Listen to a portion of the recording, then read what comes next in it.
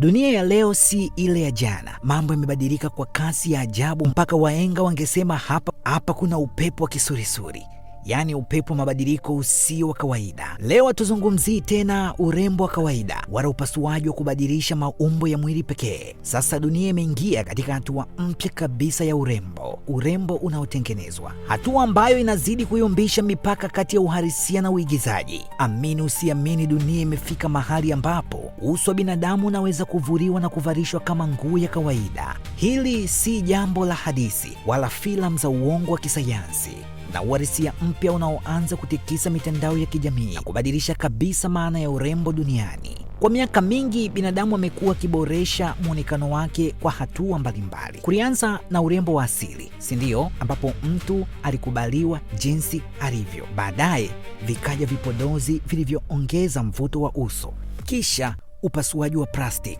yaani kwa Kikuria tunasema plastic surgery, unaofanya maumbo ya mwili kubadilishwa kabisa. Mitandao ya kijamii nayo ikaleta filter na editing zilizowafanya watu waonekane wakamilifu kupita kawaida. Lakini sasa dunia imeingia katika hatua ya mwisho kabisa, hatua ya urembo unaovaliwa moja kwa moja. Sasa kuna teknolojia ya silicone ya kiwango cha juu inayotengeneza ngozi ya bandia inayovaliwa usoni. Hii si makeup, si filter wala si picha iliyohaririwa. Ni ngozi kamili inayoweza kufunika uso wa binadamu na kubadilisha kabisa muonekano wake wa ndani kwa sekunde chache tu. Mtu anaweza kuonekana kama amezaliwa upya, akiwa na sura mpya kabisa inayofanana na ya mtu mwingine. Na kinachofanya jambo hili kuwa la kushangaza zaidi ni kiwango cha uhalisia wake. Ngozi hizi zinafanana sana na ngozi ya binadamu halisi. Zina rangi ya asili, mashavu yaliyoundwa kwa uhalisia kabisa, midomo ya kawaida na hata mikunjo midogo ya uso inayofanya iwe migumu kutofautisha kati ya uhalisia na uigizaji. Ndio maana video zinazosambaa mitandaoni zimekuwa zikipokelewa kwa mshangao mkubwa, huku watu wakijiuliza kama kile wanachokiona ni ukweli au ni maigizo ya teknolojia. Mitandao ya kijamii sasa imegeuka kuwa jukwaa la majaribio ya urembo wa kisasa. Kila siku watu wanajitahidi kuonekana wakamilifu zaidi, wakiongozwa na presha ya maisha ya Instagram, TikTok na AI beauty filters. Hali hii imefanya baadhi ya watu kuhisi kuwa sura zao za kawaida hazitoshi tena, hivyo kuanza kutafuta njia ya kujibadilisha kabisa. Lakini pamoja na mvuto huu wa teknolojia, mjadala mkubwa umeibuka. Wapo wanaoiona hii kama ni ubunifu wa hali ya juu unaompa binadamu uhuru wa kujitengeneza upya, lakini wapo wengine wanaona ni ishara ya dunia kupoteza uhalisia wake, ambapo binadamu anaanza kujificha nyuma ya sura ambazo si zake.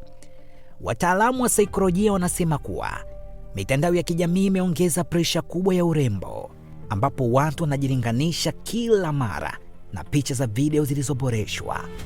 Hali hii imepelekea kuongezeka kwa hali ya kutoridhika na muonekano wa asili, na hivyo kuibua hamu ya kubadilisha uso wa mwili na kufikia kile kinachoitwa ukamilifu. Hata hivyo, swali kubwa linabaki pale pale. Kama uso wa binadamu unaweza kubadilishwa ndani ya sekunde chache, je, uhalisia wa mtu unapatikana wapi? Je, bado tunabaki kuwa sisi wenyewe au tunaanza kuishi maisha ya kujitengeneza kulingana na matarajio ya dunia?